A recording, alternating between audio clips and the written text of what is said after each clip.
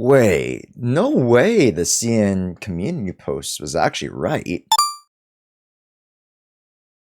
everybody, my name is Josh, and today we're here to crack the code and find the truth about the real state of Genshin and why the CN community shit posting us EN people might not just be baseless. As always, make sure to like and comment down below if you guys have already read and caught up with the drama. Make sure to check my sources down below as well. But first off, let's start with a little recap. On the hellhole site that is twitter.com, it was made widely known that a certain company made a blog post about an interview they did with a Genshin dev. In said interview, inflammatory responses such as no more endgame content, as well as we do not plan to address or have any plans for X or Y, really disturbed the global audience. So much so that we started to riot by retweeting and creating the narrative that Genshin has lost its direction and lost the glamour that it once had with the audience. Then, a CN community post that was translated made its way to center stage. Make sure you guys pause to read here. Now that we're back, it has created even more flames, as many in the global EN community thought of these takes as baseless, crude, and disrespectful. I am an EN player, and initially, I didn't take to these posts well either.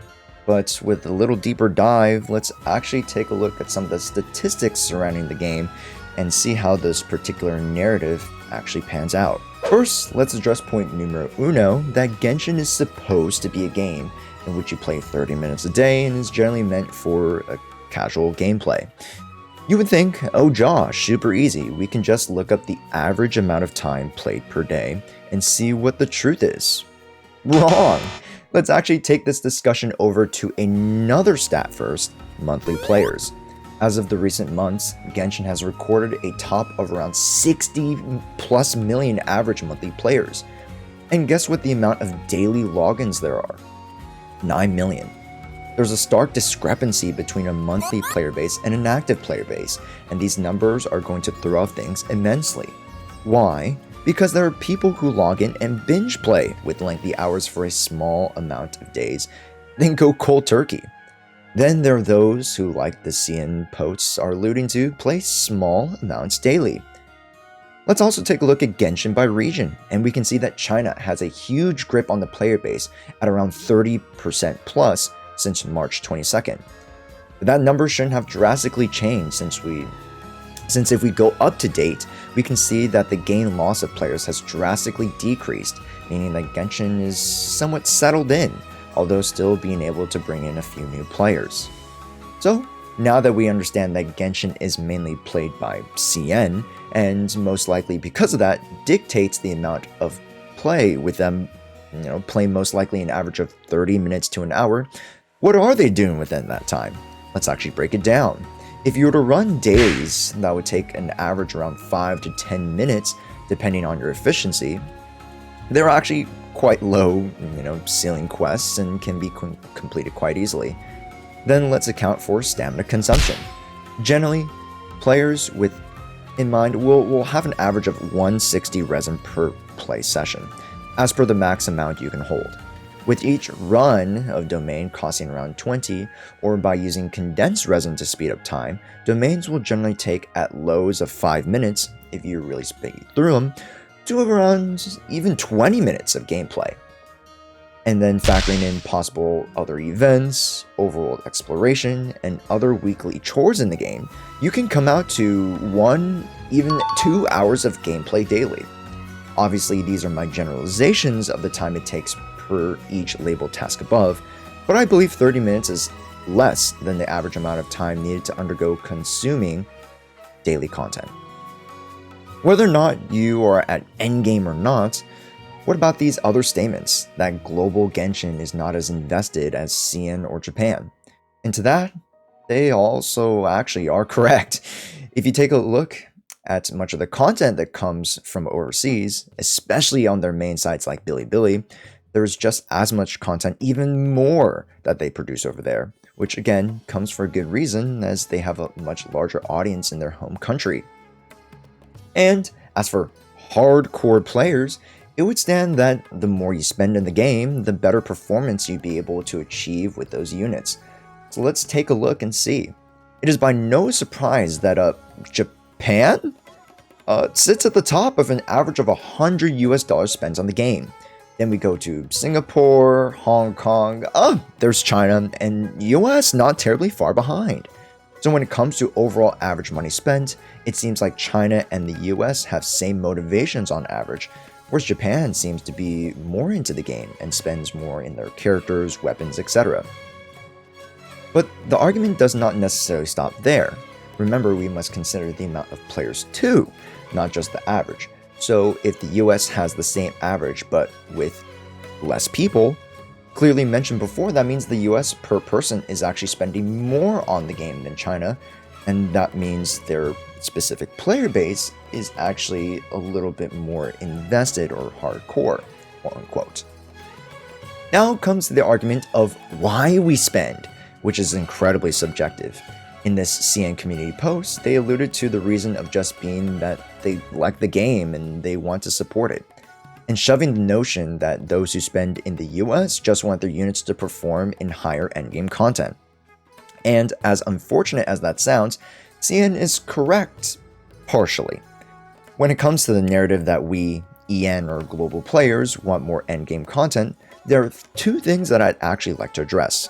Firstly, this game is played by a silent majority, meaning that there are so many players out there who do not partake in the talk. So it is the vocal minority that likes to generally speak out, and in this case, about wanting more endgame content.